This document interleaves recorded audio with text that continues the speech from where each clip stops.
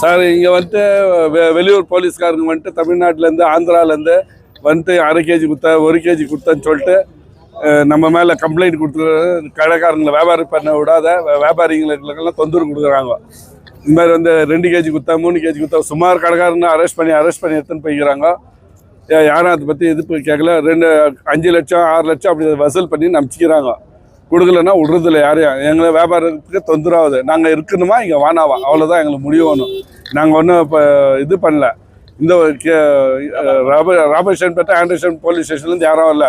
தமிழ்நாடு ஆந்திராவிலேருந்து வந்து எங்களுக்கு ரொம்ப தொந்தரவு தராங்க. எங்களுக்கு ரொம்ப இங்கே காரணம் வந்து இன்னைக்கு வந்து ஒருத்தர் பிடிச்சிட்டு ரீசெண்டாக வந்து ஜமீல் ஹோல்சேல் வியாபாரி ஜமீல் பாய் இன்னைக்கு பிடிச்சின்னு போய்க்கிறாங்க. காலையில் நேரத்துக்கு பிடிச்சின்னு போய்க்கிறாங்கன்னு பார்த்ததுக்கு இந்த மாதிரி வந்து 200 கிராம் கொடுத்துன்னு சொல்லிட்டு அவங்க பிடிச்சின்னு போய் வச்சுக்கிறாங்க. கேட்டால் என்கொயரி பண்ணுறேன்னு சொல்லிக்கிறாங்க. இது ஒரு முறை நிறைய முறை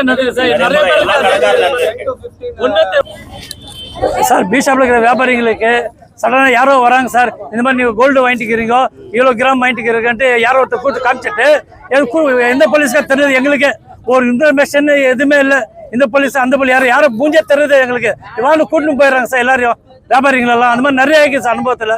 இது மாதிரி எங்களுக்கு இன்ஃபர்மேஷன் கூட்டாங்க. அவங்க குடும்பம் கதி என்ன ஆகுறது, அவங்க அப்பா அம்மா அவங்க பசங்க எல்லாம் என்ன கதி ஆகுறது எல்லாம் சொல்லணுமா நம்ம இல்லம்மா நிறைய வந்தோமே நாங்கெல்லாம். ஜமீல் பாயிண்ட் சார் வியாபாரி சார், அவரு அரிசி கடை வியாபாரி. எந்த ஒரு போலீஸ் தெரியல சார், நம்மளுக்கு யாரும் கூட்டு தெரியல சார். ஆமா எந்த போலீஸ் நமக்கு தெரியல. சடனாக கூட்டு போய்க்கிறோம், நம்ம கோல்டு வாங்கிட்டு கூட்டு போய்க்கிறோம் சார்.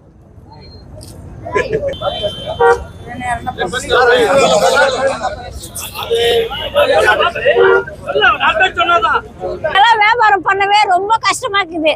வராங்க சாப்பிடுறாங்க, காசு கொடுக்கறதில்ல, எதுனா பேசினா வெட்டுறா குத்துறேன்றாங்க. இந்த மாதிரி எல்லாம் கஷ்டம். எல்லாரும் வியாபாரிக்கே இதே மாதிரி தான் சார் இருக்குது. எங்களுக்கெல்லாம் ஒரு இது கூட இல்லாத இருக்குது. நீங்க தான் என்ன பண்ணுமோ முயற்சி பண்ணி நீங்க பண்ணுங்க. இந்த மாதிரி கூட புச்சின் போய்க்கிறேன். இன்னைக்கு அவங்கள புச்சின் பண்ணாங்க, நாளைக்கு எங்களுக்கு எல்லாமே அதே தான் கெதி. அதுக்கோசம் தான் இவ்வளவு பேர் சேர்ந்து உக்காந்து நிக்கிறோம்.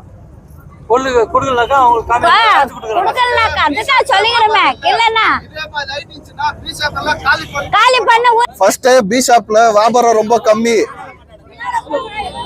ಫಸ್ಟ್ ಇಲ್ಲಿ ಆಂಡರ್ಸನ್ ಪೇಟೆಯಲ್ಲಿ ವ್ಯಾಪಾರ ತುಂಬಾ ಕಮ್ಮಿ ಇದೆ ಸರ್. ಇದರಲ್ಲಿ ಈ ತರ ಯಾರ್ಯಾರು ಆಚೆ ತಮಿಳ್ನಾಡು ಪೊಲೀಸ್ ಆಂಧ್ರ ಪೊಲೀಸ್ ಅವ್ರು ಬಂದು ಅವ್ರವ್ರನ್ನ ಇಟ್ಕೊಂಡು ಹೋದ್ರೆ 200 ಗ್ರಾಮ್ ಕೊಟ್ಟಿದೀವಿ 500 ಗ್ರಾಮ್ ಕೊಟ್ಟಿದೀವಿ ಅಂತ ಕಳ್ರಿ ಎಲ್ಲಿಂದಾನೋ ಕರ್ಕೊಂಡ್ ಬಂದು ಇಲ್ಲಿ ತೋರಿಸ್ತಾರೆ. ಸುಮ್ನೆ ಎಲ್ಲ ವ್ಯಾಪಾರಿಗಳನ್ನ ಇಟ್ಕೊಂಡು ಹೋಗ್ಬಿಟ್ರೆ ವ್ಯಾಪಾರಿಗಳು ಎಲ್ಲೋಗಿ ವ್ಯಾಪಾರ ಮಾಡೋದು ಸರ್.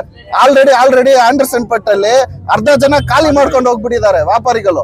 ಈಗ ಇರೋರು 50%, ಅದನ್ನು ಖಾಲಿ ಮಾಡ್ಕೊಂಡು ಹೋಗ್ಬಿಟ್ರೆ ಇದು ಗೋಸ್ಟ್ ಟೌನ್ ಆಗ್ಬಿಡುತ್ತೆ. ಇನ್ನೆಲ್ಲ ಹೋಗೋದು ಇರೋ ವ್ಯಾಪಾರಿಗಳು ಹೇಳಿ ಸರ್ ನೀವು.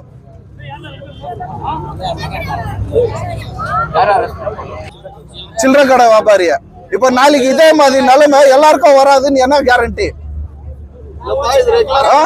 பல வருஷமா இருக்குது. இது யாரு கேக்குறவங்களே இல்ல, ஒண்ணுமே இல்ல.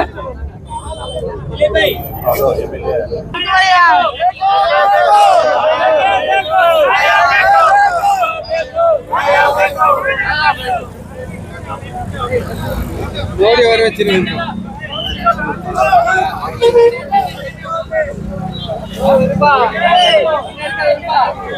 அதுக்குதான் நான் சொல்றேன்.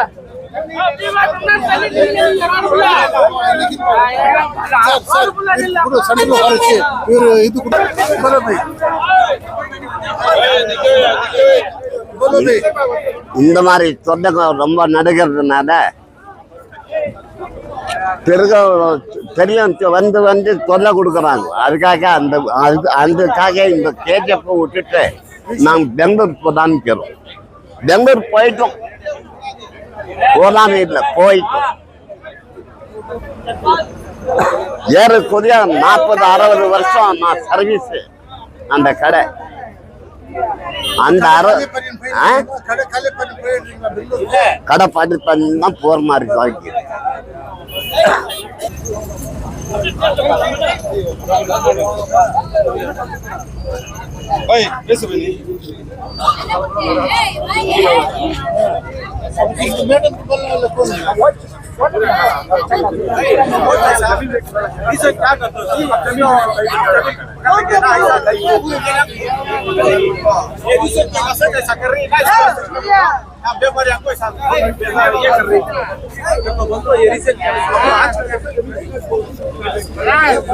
इसके पहले भी 5-6 जगह करे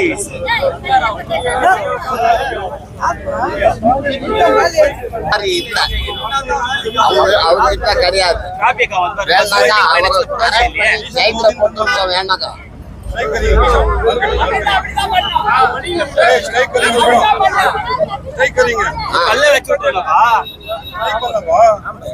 ஏழைங்க இருக்காங்க பணக்காரங்க இருக்காங்க கடையும் காயுது சார். ஏன்னா ஒரு சில்பர் கடையில, ஒரு சில்லறை கடையில, ஒரு செலவு கடையில, ஒரு வளையல் கடையில, இது மாதிரி ஆந்திரால வந்திருக்காங்க போலீஸ், தமிழ்நாடு வந்திருக்காங்க. இந்த கேஜிஎஃப் இருக்கிறாங்க திருடுங்க, அவங்க தான் போயிட்டு காமிக்கிறது. எதுக்கு காமிக்கிறாங்கன்னா அவங்களுக்கு எதனா லஞ்சம் பாஸ் ஒரு 100 ரூபாய் வந்து கேட்கறாங்க, கொடுக்கலான்னு எகேஜ் பண்ணிட்டு அவங்க மேல போடுறாங்க. இப்போ 1000 ரூபாய் கேட்கறாங்க, 2000 ரூபாய் கேட்கறாங்க, கடையில வந்து கொடுக்கலன்னா அவங்க மேல கேஸ் போடுறது. இந்த மாதிரி பண்ண போனா எப்படி வாழ்றது? புரியுதுங்களா? அதனால தயவுட்டு இது எதுனா ஒரு ஆக்ஷன் எடுக்கணும், இல்லைன்னா நாங்கள் பந்த் பண்றோம், பீஷா பந்த் பண்றோம், அவ்வளவுதான் சார். சும்மான ஆளுங்கெல்லாம் திருடங்க காமிச்சிட்டு ஜமீல் சில்லறை கடைக்காரன் ஒரு பாக்கெட் வச்சா 4 நாள் கிடைக்குது அவனுக்கு, சாக்லேட்ல 8 நாள் கிடைக்குது. எப்படி அவன் வாழ்றது சொல்லுங்க? புள்ள குட்டிக்காரன் யாரும் அவன் புள்ள குட்டிக்காரன் எப்படி பண்றது சொல்லுங்க? அதனால நீங்க தான் பண்ணுங்க புரஸ்காரம்.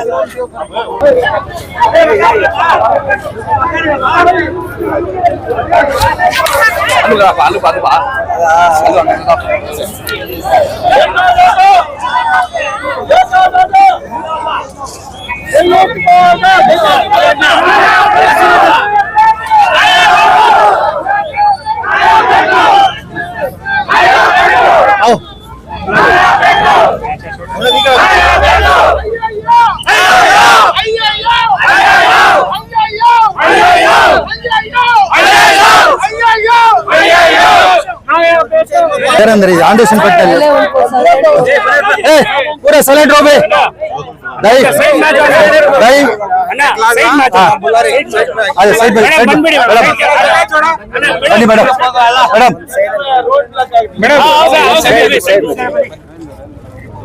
पापा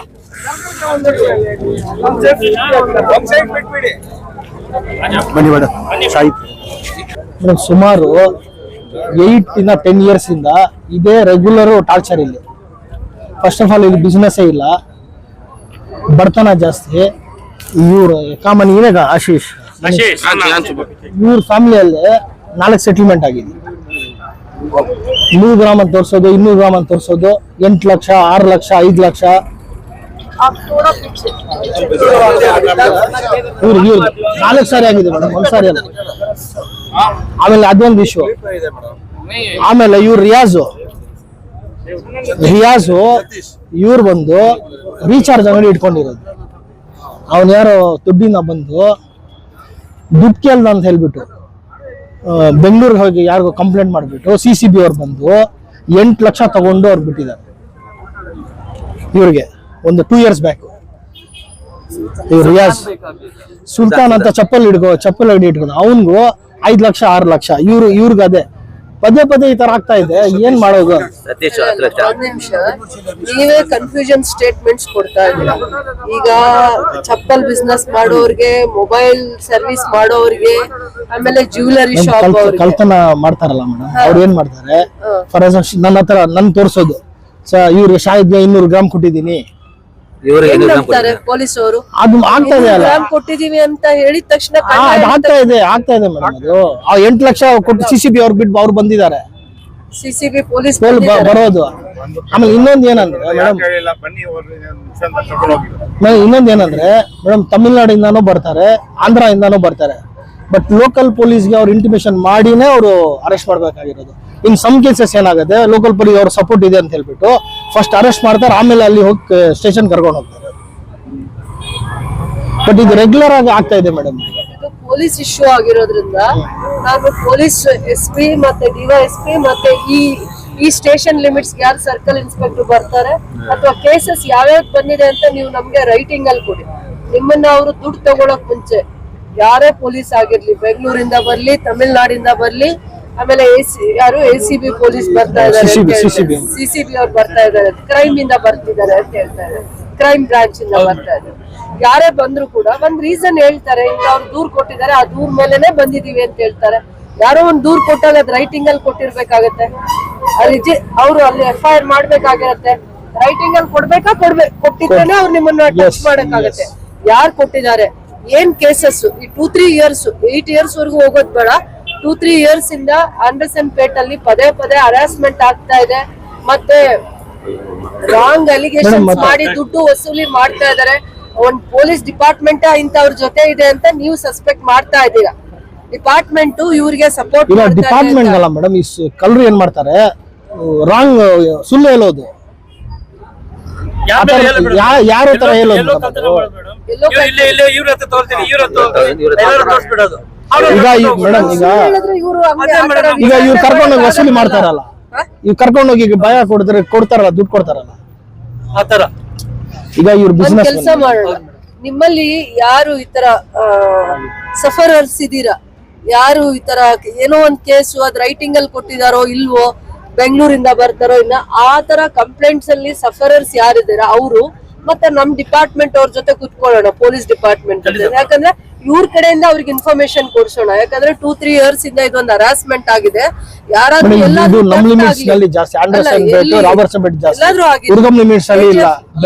ಇಲ್ಲ, ಯಾಕೆ ನಮ್ಗೆ ಯಾಕೆ ಸರ್ ಟಾರ್ಗೆಟ್? KGF ಲಿಮಿಟ್ಸ್ ಅಲ್ಲಿ ಅದೇ ನಿಮ್ ಲಿಮಿಟ್ಸ್ ಅಲ್ಲಿ ಇಲ್ವಲ್ಲ, ನಮ್ ಲಿಮಿಟ್ಸ್ ಅಲ್ಲೇ ಜಾಸ್ತಿ ಆಗ್ತಾರೆ. KGF ಲಿಮಿಟ್ಸ್ ಅಲ್ಲಿ ಎಲ್ಲರೂ ರೆಸ್ಪಾನ್ಸಿಬಲ್ ಆಗ್ತಾರೆ. ಆಂಡರ್ಸನ್ ಪೇಟ್ಗಾದ್ರೆ ಸಪರೇಟ್ ರೂಲ್ ಇಲ್ಲ, ರಾಬರ್ಸನ್ ಪೇಟ್ಗಾದ್ರೆ ಸಪರೇಟ್ ಕಾನೂನು ಏನಿಲ್ಲ, ಎಲ್ಲರಿಗೂ ಒಂದೇ ಇರುತ್ತೆ. ನಾವ್ ಹೇಳೋದು ಏನ್ ಸೆನ್ಸಿಟಿವ್ ಇಶ್ಯೂಸ್ ಮೇಲೆ ಕೇಸ್ ಆಗಿದೆ, ಆ ಕೇಸ್ ನ ಬಂದ್ ಇವ್ರನ್ನೇ ವಿಚಾರಣೆ ಮಾಡ್ಬೇಕು ಅಂತಂದ್ರೆ ನಾವು ನಮ್ ಡಿಪಾರ್ಟ್ಮೆಂಟ್ ಸಪೋರ್ಟ್ ತಗೊಂಡು CCB ಕ್ರೈಮ್ ಬ್ರಾಂಚ್ ಇಂದ ಬಂದಿದಾರ, ಬ್ಯಾಂಗ್ಳೂರ್ ಪೊಲೀಸ್ ಯಾರು ಬಂದಿದ್ದಾರೆ, ತಮಿಳ್ನಾಡು ಬಂದಿದಾರ, ಆಂಧ್ರ ಬಂದಿದ್ದಾರೆ, ಇವ್ರ ಕಡೆಯಿಂದ ಕರೆಕ್ಟ್ ಆಗಿ ಅವ್ರಿಗೆ ಇನ್ಫಾರ್ಮೇಶನ್ ಕೊಡೋಣ. ಯಾರೇ ಥೆಫ್ಟ್ ಮಾಡಿದ್ರೆ ಇಲ್ಲಿರೋರ್ದೇ ಅಡ್ರೆಸ್ ಯಾಕೆ ಕೊಡ್ತಾರೆ, ಪರ್ಪಸ್ಫುಲ್ ಆಗಿ ಏನಕ್ಕೆ ಕೊಡ್ತಾರೆ, ಏನ್ ವಿಚಾರಣೆ ಮಾಡ್ತಾ ಇದ್ದೀರಾ, ಅವ್ರ ಕೆಲ್ಸಾನೇ ಬೇರೆ ಇವ್ರ ಕೆಲ್ಸಾನೇ ಬೇರೆ, ಹೆಂಗ್ ಇವ್ರನ್ನ ನೀವು ವಿಚಾರಣೆ ಮಾಡಿ ದುಡ್ಡು ತಗೋತೀರಾ, ಹೆಂಗ್ ಟಾರ್ಗೆಟ್ ಮಾಡ್ತೀರಾ ಇಲ್ಲಿ ಬಿಸ್ನೆಸ್ ಮಾಡೋರ್ನ ಅಂತ ಒಂದು ಇವ್ರ ಜೊತೆ ನನ್ನ ಡಿಪಾರ್ಟ್ಮೆಂಟ್ ಜೊತೆ, ಪೊಲೀಸ್ ಡಿಪಾರ್ಟ್ಮೆಂಟ್ ಅವ್ರ ಜೊತೆ ಕುತ್ಕೊಂಡು ಏನೇನ್ ಇಶ್ಯೂಸ್ ಇದಾವೆ 2 ಇಯರ್ಸ್ 3 ಇಯರ್ಸ್ ಇಂದ ಅವ್ರಿಗೆ ಹರಾಸ್ಮೆಂಟ್ ಆಗ್ತಾ ಇರೋ ಇಶ್ಯೂಸ್ ನ ನಾನು ನೋಟ್ ಮಾಡ್ತೀನಿ. ನೋಟ್ ಮಾಡಿದಾದ್ಮೇಲೆ ನೆಕ್ಸ್ಟ್ ನಮ್ ಡಿಪಾರ್ಟ್ಮೆಂಟ್ ಗೆ ಜವಾಬ್ದಾರಿ ಹಾಕ್ತೀನಿ. 1 ವೀಕ್ 10 ಡೇಸ್ ಅಥವಾ 20 ಡೇಸ್ ಜವಾಬ್ದಾರಿ ಹಾಕಿ ನೆಕ್ಸ್ಟ್ ಬೇರೆ ಎಲ್ಲೆಲ್ಲಿ ಪೊಲೀಸ್ ಅವ್ರು ಬಂದು ನಿಮ್ಮನ್ನ ವಿಚಾರಣೆ ಮಾಡಿ ಆಚೆ ಕರೆದು ಥ್ರೆಟನ್ ಮಾಡಿ ದುಡ್ಡು ತಗೊಂಡು ಸೆಟಲ್ಮೆಂಟ್ ಆಗಿ ಕಂಪ್ಲೇಂಟ್ಸ್ ಏನಿದೆ ಅದನ್ನ ನೀವು ನೋಡ್ಬೇಕು. ಏನ್ ಕಂಪ್ಲೇಂಟ್ ಮೇಲೆ ಬಂದಿದ್ದಾರೆ, ಯಾರು ಒಬ್ರೇನಾ ಕಂಪ್ಲೇಂಟೆಂಟ್, ಒಬ್ರೇನಾ ಎಲ್ಲಾ ಕಡೆ ದೂರ್ ಕೊಡ್ತಾ ಇರೋದು ಒಬ್ರೇನಾ ಅಥವಾ ಯಾರ ಕಡೆಯಿಂದ ಕೊಡಿಸ್ತಾ ಇದಾರೆ, ಇದನ್ನ ಕರೆಕ್ಟ್ ಆಗಿ ಇನ್ವೆಸ್ಟಿಗೇಷನ್ಸ್ ಮಾಡಿಸ್ತೀನಿ. ನೀವು ಇಷ್ಟೆಲ್ಲ ವೆಲ್ ಎಜುಕೇಟೆಡ್ ಇದ್ದು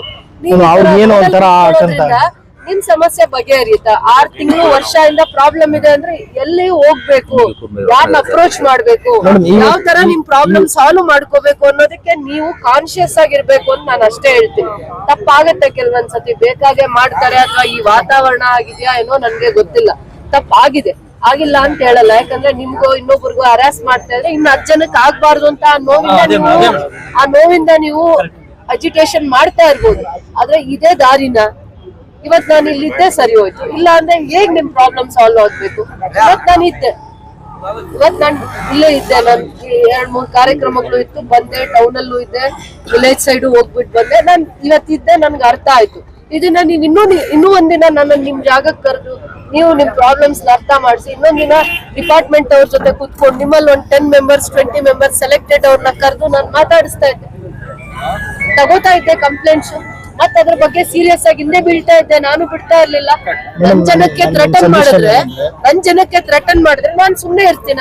ಯಾವ್ದೋ ಪೊಲೀಸ್ ಬಂದು ಕೂಡ ಸುಮ್ನೆ ಅರೆಸ್ಟ್ ಮಾಡೋದು, ಸುಮ್ನೆ ದುಡ್ಡು ತಗೊಳ್ಳೋದು ಮಾಡಿದ್ರೆ ಸುಮ್ನೆ ಇರ್ತಾರ? ಮೇಡಮ್ ನನ್ನ ಸಜೆಷನ್ ಏನಂದ್ರೆ ಒಂದು ಕಮಿಟಿ ಫಾರ್ಮೇಶನ್ ಮಾಡೋದು, ಬರೀ ಗೋಲ್ಡ್ ಕೇಸಸ್ ಮಾತ್ರ, ಬೇರೆ ಏನಾದ್ರೂ ಇರ್ಲಿ ಅದ್ ನಾವು ಇನ್ವಾಲ್ವ್ ಆಗೋದು ಬೇಡ. ಬರೀ ಈ ತರ ಗೋಲ್ಡ್ ವಿಷಯ ಬಂದ್ರೆ ಸುಮ್ನೆ 100 ಗ್ರಾಮ್ ಕೊಟ್ಟಿದ್ದೀನಿ 50 ಗ್ರಾಮ್ ಕೊಟ್ಟಿದ್ದೀನಿ ಅಂತ ಹೇಳ್ತಾರಲ್ಲ, ಮಗನ್ ಕರ್ಕೊಂಡು ಹೋಗ್ಲಿ ಎಂಕ್ವೈರಿ ಮಾಡಕ್ಕಾಗತ್ತಾ? ಹೇಳಿ ಅವ್ರಿಗೆ. ಕಮಿಟಿ ಮಾಡಿ ಕಮಿಟಿ ಫಾರ್ಮೇಶನ್ ಮಾಡಿ ಸರ್ಕಲ್ ಇನ್ಸ್ಪೆಕ್ಟರ್ ಅಧ್ಯಕ್ಷತೆಯಲ್ಲಿ ಇರ್ಲಿ. ಒಂದ್ ಕೆಲಸ ಆಂಡರ್ಸನ್ ಬಿಟ್ಟು ರಾಬರ್ಟ್ಸನ್ ಸಬ್ PSIs ಇರ್ಲಿ. ಇಲ್ಲಿ ಎರಡು ಇದೀರಾ ಅವ್ರದ್ದು ಒಂದು ಕಮಿಟಿ ಮಾಡಿ, ಆ ಕಮಿಟಿಗೆ ಒಂದ್ ಸರ್ಕಲ್ ಇನ್ಸ್ಪೆಕ್ಟರ್ ಜವಾಬ್ದಾರಿ ಆಗ್ತೀವಿ. ಈವರೆಗೂ ಆಗಿರೋ ಕೇಸಸ್ ಇನ್ ಮುಂದೆ ಬರೋ ಕೇಸಸ್ ನ ಹೇಗೆ ಹ್ಯಾಂಡಲ್ ಮಾಡ್ಬೇಕು ಅಂತ ಒಂದ್ ಕಮಿಟಿ ಮಾಡೋಣ. ನಂತರ ಇಬ್ರು ಹಾಕೊಳ್ಳಿ, ರಾಬರ್ಟ್ಸನ್ ಇಂದ ರಮೇಶ್ ಜೈನ್ ಇಬ್ರು ಹಾಕೊಳ್ಳಿ, 2 ಮೆಂಬರ್ಸ್ ಹಾಕೊಳ್ಳಿ. ಸೊ ಏನಾದ್ರೂ ಆ ಕಮಿಟಿಯಲ್ಲಿ ಇದೆ ಬರೀ ಗೋಲ್ಡ್ ಕೇಸಸ್ ನಾನು ಹೇಳ್ತಾರೆ. ಆಯ್ತು, ಕಂಪ್ಲೇಂಟ್ಸ್ ನ ನಾವು ಸೀರಿಯಸ್ ಆಗಿ ತಗೊಳ್ಳೋಣ. ಏನ್ ಕಂಪ್ಲೇಂಟ್ಸ್ ಇವತ್ತು ಇಲ್ಲಿನ ಜನಕ್ಕೆ ಥ್ರೆಟನ್ ಆಗಿದೆ, ಇಲ್ಲಿನ ಜನಕ್ಕೆ ಹರಾಸ್ಮೆಂಟ್ ಆಗ್ತಾ ಇದೆ, ಅವ್ರು ಭಯ ಪಟ್ಟಿದ್ದಾರೆ. ಯಾಕಂದ್ರೆ ಇವ್ರ ಮಕ್ಕಳು ಕರ್ಕೊಂಡು ಹೋದ್ರೆ ತಂದೆ ತಾಯಿ ಭಯ ಪಡ್ತಾರೆ. ಒಬ್ಬೊಬ್ಬರು ಆಗುತ್ತೆ. ಇವ್ರು ನಾಳೆ ಬೇರೆಯವ್ರು ಇದೇ ತರ ಆಗ್ತಾನೆ ಇದೆ. ಇದು ಮಗ ಜಮೀಲ್ ಅಂತ ಫಸ್ಟ್ ಬಿಸ್ನೆಸ್ ಇಲ್ಲ ಮೇಡಮ್. ಮೇಡಮ್ ಆಂಡರ್ಸನ್ ಪೇಟಲ್ಲಿ ಬಿಸ್ನೆಸ್ ಇಲ್ಲ ಮೇಡಮ್ ಅವರೇ, ಎಲ್ಲಿಯೋ ಒಂದು ತಪ್ಪಾಗಿದೆ, ಅದಕ್ಕೆ ಫೇರ್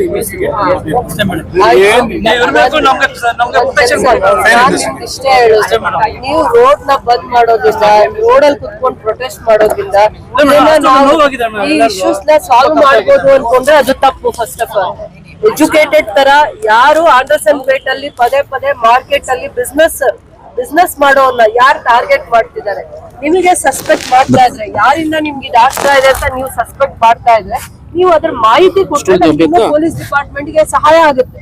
ಪೊಲೀಸ್ ಡಿಪಾರ್ಟ್ಮೆಂಟ್ ಗೆ ಅಟ್ಲೀಸ್ಟ್ ನನಗ್ ಕೊಟ್ಟರು ಸಹಾಯ ಆಗುತ್ತೆ. ನಾನ್ ಡಿಪಾರ್ಟ್ಮೆಂಟ್ ಗೆ ಡೀಟೇಲ್ಸ್ ಕೊಟ್ಟು ಅವ್ರ ಕಡೆ ಎನ್ಕ್ವೈರಿ ಮಾಡಿಸ್ಬೋದು. ಏನು ಉದ್ದೇಶ ಇಟ್ಕೊಂಡು ಬರೀ ಆಂಡರ್ಸನ್ ಪೇಟ್ ಅಲ್ಲೇ ಇವೆಲ್ಲ ಆಗ್ತಾ ಇದೆ, ಕಂಪ್ಲೇಂಟ್ಸ್ ಆಗ್ತಾ ಇದೆ. ಕಂಪ್ಲೇಂಟ್ಸ್ ಆದ್ಮೇಲೆ ಥ್ರೆಟನ್ ಆಗ್ತಾ ಇದೆ. ಥ್ರೆಟನ್ ಮಾಡೋದಲ್ಲದೆ ದೂರ್ ಕೊಟ್ಟಾದ್ಮೇಲೆ ಪೊಲೀಸ್ ಬರಕ್ಕಾಗತ್ತೆ. ರಿಟರ್ನ್ ಕಂಪ್ಲೇಂಟ್ ಕೊಡದೆ ಹೋದ್ರೆ ಯಾವ ಪೊಲೀಸ್ ಬಂದು ಯಾವ ಅಂಗಡಿ ಅವ್ರನ್ನು ಮಾತಾಡಕ್ ಆಗಲ್ಲ. ಅವ್ರು ರಿಟರ್ನ್ ಕಂಪ್ಲೇಂಟ್ ಯಾರು ಕೊಟ್ಟಿದ್ದಾರೆ, ಯಾವ ಕಳ್ಳ ಸಿಕ್ಕಾಕೊಂಡಿದ್ದಾನೆ ತಪ್ಪು ಮಾಡಿ, ಅಲ್ಲಿ ಸಿಕ್ಕಾಕೊಂಡ್ ಬಂದು ಇಲ್ಲಿ ಯಾವ್ದೋ ಅಂಗಡಿ ಅಡ್ರೆಸ್ ಹೇಳೋದು, ಇಲ್ಲಿ ಯಾವ್ದೋ ಒಬ್ಬರ ಅಂಗಡಿ ಅಡ್ರೆಸ್ ತೋರಿಸೋದು ಅಂತ ಯಾಕೆ ಆಗ್ತಾ ಇದೆ ಪದೇ ಪದೇ ಅಂತ ಅಂದ್ಬಿಟ್ಟು ನಾವು ಅದನ್ನ ಸೀರಿಯಸ್ ಆಗಿ ತಗೊಂಡು ಇನ್ವೆಸ್ಟಿಗೇಷನ್ ಮಾಡಿಸ್ತೀನಿ. ನಾನ್ ಬಿಡ್ತಾ ಇರ್ಲಿಲ್ಲ, ಬಟ್ ನೀವು ಕುತ್ಕೋಬೇಕಾಗಿತ್ತು ನಮ್ ಜೊತೆ ಕುತ್ಕೊಂಡು ನಿಮ್ ಪ್ರಾಬ್ಲಮ್ಸ್ ಇದೆ, ಇವತ್ ನನ್ಗಾಗಿದೆ, ನಾಳೆ ಅವ್ರಿಗಾಗತ್ತೆ, ನೆನ್ನೆ ಇವ್ರಿಗಾಗಿದೆ ಅಂತ ನೀವ್ ಹೇಳ್ಬೇಕಾಗಿತ್ತು. ನಮ್ಗೆ ಹೇಳ್ಬೇಕು, ಗೊತ್ತಾಗ್ತದೆ ನಾನು ಹೇಗೆ ಇದನ್ನ ಸಾಲ್ವ್ ಮಾಡಕ್ಕಾಗತ್ತೆ. ಗೊತ್ತಾಗ್ತಾ ಇದ್ರೆ ಆಯ್ತು, ನಿಮ್ಗೆ ಯಾರಿಗೆ ನಂಬಿಕೆ ಇದೆ ಕಮಿಟಿ ಮಾಡ್ತಾ ಇದ್ದೆ. ಅವಾಗ ಡಿಪಾರ್ಟ್ಮೆಂಟ್ ಅವರು ಒಬ್ರು ಇರ್ತಾ ಇದ್ರು, ನಿಮ್ ಪರವಾಗಿ ಮಾತಾಡೋರು ಒಬ್ರು ಇರ್ತಾ ಇದ್ರು, ನಿಮ್ಮಲ್ಲಿ ಯಾರು ಸಫರರ್ಸ್ ಆಗಿದ್ದಾರೆ ಅವರು ಇರ್ತಾ ಇದ್ರು, ಎಲ್ಲ ಇರ್ತಾ ಇದ್ರು. ನೀವೇ ಯೋಚನೆ ಮಾಡಿ. ಈಗೂ ಕೂಡ ನಂಬಿಕೆ ಇಡ್ಬೇಕು. ನಾವು ಕರ್ಸ್ತಾರೆ, ವಿಚಾರಣೆ ಮಾಡ್ತಾರೆ, ಯಾರು ಕರ್ಕೊಂಡು ಹೋಗಿದ್ದಾರೆ ಅಂತ ಕರ್ಸ್ತಾರೆ.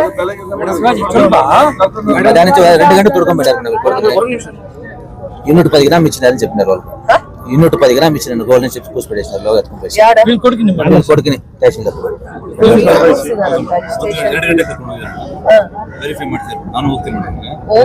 ಹೋಗಿ ವಿಚಾರಣೆ ಸರ್. ಅವರು ಆ ತರ ಇಲ್ಲ ಸರ್, ಆ ತರ ಇಲ್ಲ ಸರ್. ಅವರು ಒಳ್ಳೆ ಸರ್ ಇಲ್ಲಿ ಎಲ್ಲ ಇದಾರೆ, ಬೇಕಂದ್ರೆ ಕೇಳಿ ಸರ್ ಎಂತ ಮನುಷ್ಯ ಅಂತ. ಆಯ್ತು, ವೆರಿಫೈ ಮಾಡಿ ಸೂಕ್ಷ್ಮವಾಗಿ ಪೇರೆಂಟ್ಸ್ ನ ಕರೆದು ಅವ್ರಿಗೆ ಎಜುಕೇಟ್ ಮಾಡಿ.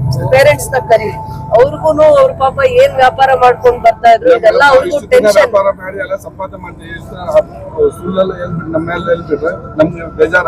ಬೇಜಾರೇ ನೋವೇ, ಅದನ್ನ ನಾನೇ ಹೇಳ್ತಾ ಇದ್ದೀನಲ್ಲ. ನೀವು ನಿಮ್ ಕಷ್ಟಕ್ಕೋಸ್ಕರ ಬೆಳಿಗ್ಗೆಯಿಂದ ರಾತ್ರಿವರೆಗೂ ದುಡಿತೀರಾ, ನಿಮ್ ಕಷ್ಟ ಅದು. ಆಮೇಲೆ ನಿಮ್ ಮೇಲೆ ಅಪವಾದ ಹೇಗ್ ಸಹಿಸ್ಕೊಳಕ್ ಆಗತ್ತೆ? ಅಪವಾದದ ಜೊತೆ ಮತ್ತೆ ಹರಾಸ್ಮೆಂಟ್, ದುಡ್ಡು ತಗೋತಾರೆ, ಇವೆಲ್ಲ ಹೇಳ್ತಾ ಇದೀರಲ್ಲ. ಅದ್ರಲ್ಲಿ ಸತ್ಯ ಏನು, ಎಷ್ಟು ಮಾತ್ರ ಸತ್ಯ, ಎಷ್ಟು ಮಾತ್ರ ಸುಳ್ಳು, ಯಾರು ಇದೆಲ್ಲ ಮಾಡ್ತಾ ಇದಾರೆ? ಇಂಟೆನ್ಷನ್ ಅಲ್ಲಿ ಮಾಡಿದ್ರೆ ಯಾರು ಸುಮ್ನೆ ಬಿಡಲ್ಲ. ಅವ್ರು ಯಾರು ಎಷ್ಟೇ ಇನ್ಫ್ಲೂಯೆನ್ಸ್ ಇದ್ರು ಬಿಡಲ್ಲ. ಅವ್ರಿಗೆ ಏನ್ ಕೆಲಸ ಕೊಟ್ಟೇ ಕೊಡ್ತೀವಿ. ನಾನು ಯಾವ ಲೆವೆಲ್ ಅಲ್ಲಾದ್ರೂ ಡಿಪಾರ್ಟ್ಮೆಂಟ್ ಅವ್ರ ಜೊತೆ ಕುತ್ಕೊಂತೀನಿ, ಈ ಹರಾಸ್ಮೆಂಟ್ ನ ಕಂಟ್ರೋಲ್ ಮಾಡ್ತೀನಿ.